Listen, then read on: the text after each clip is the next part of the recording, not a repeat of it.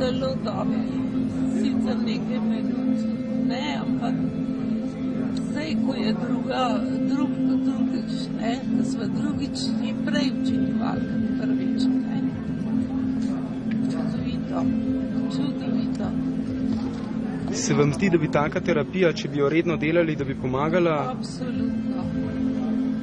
To je zdaj komaj 5 minut, 20 minut, kar se pri tem aparatu, ne. A učinkovanje čutite samo v pljučih ali tudi kje drugje v telesu? Ne, čutim po telesu. Recimo, do nog še ni prišlo, do rok je pa že prišlo. Do prstov, koncev prst je prišlo, na nogah pa še ne, ker imam tudi noge. Na nek način se kar telo prekrvavi, a ne? Ko se oglasimo na pljučno funkcijo.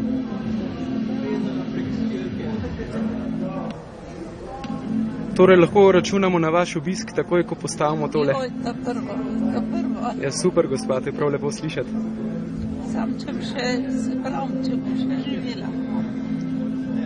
Mi močno verjamemo, da boste in tudi zaradi tega obljubimo, da bomo hitro na trgu in da bomo še precej probali. Torej, trenutna aplikacija je taka, da gospa za svojim dihanjem kontrolira svoj let skozi vesolje.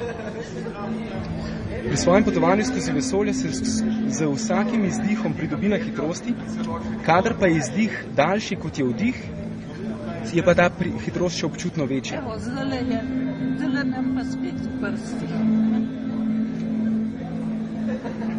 Prav, telo se prebuja na en način. Tako. Jaz nimam izrazov, veste, takih, kot imate vi.